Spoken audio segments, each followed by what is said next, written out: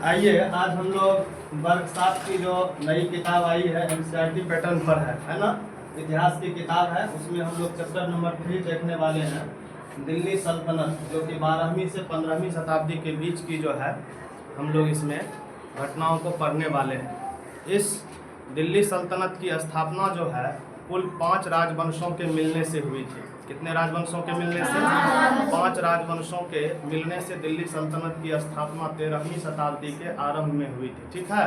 और उन 5 राजवंशों को याद रखने का एक तरीका है, एक सूत्र है, ट्रिक है कि गुलाब खिले तो सुगंध लो।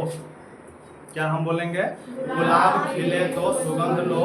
गुलाब गुलाम वंश को दिखाता है, खिले खलजी या खिलजी वंश को दिखाता है, तो तुगलक वंश को, और सुगंध जो है वो सैयद वंश को, और लो जो है लोदी वंश को। कुल यही जो है 5 वंश थे जिनके मिलने से दिल्ली सल्तनत की स्थापना जो है हुई थी। किस सदी में हुई थी? 13वीं सदी में दिल्ली सल्तनत की स्थापना हुई थी।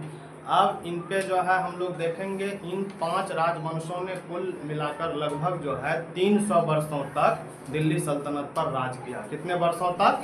लगभग 300 वर्षों तक दिल्ली सल्तनत पर जो है वो राज किया। अब इसमें पहला जो वंश है गुलाम वंश, इसके संस्थापक थे कुतुबुद्दीन ऐबक। कौन थे? कुतुबुद्दीन ऐबक थे। और कुतुबुद्दीन ऐबक जो थे ना, ये तुमको मोहम्मद गौरी के गुलाम थे। किनके गुलाम थे? मोहम्मद गौरी के गुलाम थे। और इस गुलाम वंश का दूसरा नाम प्रारंभिक तुर्क वंश भी है। क्या नाम है? प्रारंभिक तुर्क वंश भी इसको हम लोग कहते हैं। इस वंश के जो हैं मतलब संस्थापक थे कुतुबुद्दीन ऐबक। उसके बाद इसके जो और इसमें हुए थे राजा शासक, उसमें तुमको जो है दूसरा नाम आता है इल्तुतमिश का। किसका नाम आता है? इल्तुतमिश का। फिर आता है रजिया सुल्तान का। और इसके आखिरी जो राजा थे, शासक थे, सुल्तान थे, उनका नाम था बलबन। क्या नाम था? बलबन। कुल मिलाकर के 1206 से 1290 ईस्वी तक जो है प्रारंभिक तुर्क वंश का शासन दिल्ली सल्तनत पर रहा था। कब से कब तक रहा था? 1206 से 1290 ईस्वी तक। ये कुतुबुद्दीन ऐबक जो थे मोहम्मद गौरी के गुलाम थे। उनकी मृत्यु जो है 1206 ईस्वी में हो गई थी। कब हो गई थी? 1206 ईस्वी में हो गई थी। और उनकी मृत्यु के उपरांत ही ये जो है दिल्ली सल्तनत के जो है ये प्रथम जो है शासक बने थे, ठीक है। और उसमें से पहला जो इनके द्वारा स्थापित वंश था वो गुलाम वंश था। क्योंकि ये गुलाम थे उनका, तो इन्होंने इसीलिए उस वंश का नाम ही रख दिया गुलाम वंश, ठीक है। उसके बाद जो है इसमें हम लोग देखेंगे इनका जो शासन रहा था 1206 से 1210 ईस्वी तक रहा था। किनका? कुतुबुद्दीन ऐबक का। और उसके बाद फिर जो है 1210 से अगला जो आया था इल्तुतमिश।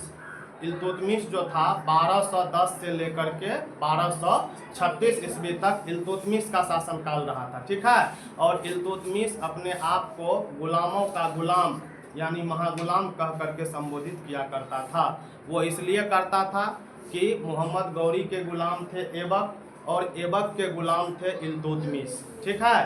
तो इल्तुतमिश जो है, और इल्तुतमिश की बेटी थी रजिया सुल्तान, जो कि दिल्ली सल्तनत की प्रथम जो है मुस्लिम शासिका थी। कौन थी? रजिया सुल्तान। रजिया सुल्तान का शासन रहा था तुमको 1236 से 1240। और प्रारंभिक तुर्क वंश के अंतिम जो राजा थे, बादशाह थे, उनका नाम था तुमको बलबन। उनका क्या नाम था? बलबन नाम था।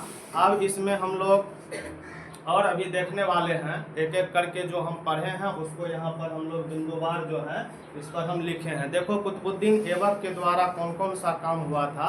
इन्होंने जो है कुतुब मीनार का निर्माण कार्य प्रारंभ करवाया था। कुतुब मीनार जो है वो तुमको जो है सबसे ऊंची इमारत है, उसका निर्माण कार्य किसने करवाया? प्रारंभ करवाया था कुतुबुद्दीन ऐबक ने। और बाकी के जो उसके कार्य बचे हुए थे उनको पूर्ण करवाने का श्रेय जाता है इल्तुतमिश को, ठीक है। कुतुब मीनार की ऊंचाई जो है वो तुमको 72.5 मीटर है। कितना है?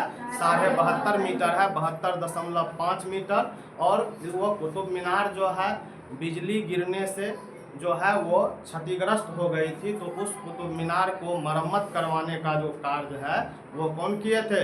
वो तुमको जो है फिरोज शाह तुगलक जो है मरम्मत जो है कुतुब मीनार की उन्होंने करवाई थी। उसके बाद हम लोग इसमें दिल्ली सल्तनत जो है इसको हम लोग और देखेंगे, ये पहला पार्ट है। अब देखते हैं जितनी बातें अभी हम लोग पढ़े जाने उसको एक एक करके देखते हैं। यहाँ पर मैंने क्या लिखा है, दिल्ली सल्तनत की स्थापना किस सदी में हुई थी? 13वीं सदी में हुई थी। ये आप लोगों को याद कर लेना है। कौन सदी में? 13वीं सदी के आरंभ में। दिल्ली सल्तनत का निर्माण कितने राजवंशों के मिलने से हुआ? 5 राजवंशों के मिलने से। और उन 5 राजवंशों के नाम बतावे जिनसे मिलकर दिल्ली सल्तनत बनी। तो इसका जो क्रिक है, गुलाब खिले तो सुगंध लो। गुलाब से गुलाम वंश पहला था, दूसरा खलजी वंश, तीसरा तुगलक वंश, चौथा सैयद वंश और 5वां था लोधी वंश। गुलाम वंश के संस्थापक थे कुतुबुद्दीन ऐबक। कौन थे? गुलाम वंश को प्रारंभिक तुर्क वंश के नाम से भी जानते हैं। कुतुबुद्दीन ऐबक जो है किसका गुलाम था? मोहम्मद गौरी का। मोहम्मद गौरी की मृत्यु किस वर्ष हुई थी? 1206 ईस्वी में। और कुतुबुद्दीन ऐबक का शासन कब से कब रहा था? 1206 से 1210 ईस्वी। प्रारंभिक तुर्की शासक जो थे वो कौन कौन थे? कुतुबुद्दीन ऐबक, शमसुद्दीन इल्तुतमिश, रजिया सुल्तान, गयासुद्दीन बलबन। प्रारंभिक तुर्क वंश का शासन जो है कब से कब तक रहा था? 1206 से 1290 ईस्वी तक। प्रारंभिक तुर्क वंश के कौन से शासक अपने को गुलामों का गुलाम, महागुलाम कहकर संबोधित किया करता था? तो शमसुद्दीन इल्तुतमिश। ठीक है। कुतुबुद्दीन ऐबक का गुलाम कौन था? तो वो इल्तुतमिश थे। कौन थे? इल्तुतमिश। उनका दामाद भी ये थे। इल्तुतमिश का शासनकाल 1210 से 1236 तक रहा था। कुतुब मीनार का निर्माण किसने आरंभ करवाया था? कुतुबुद्दीन ऐबक ने। कुतुब मीनार के ऊपरी 3 मंजिले का निर्माण जो है कार्य किसने पूर्ण करवाया था?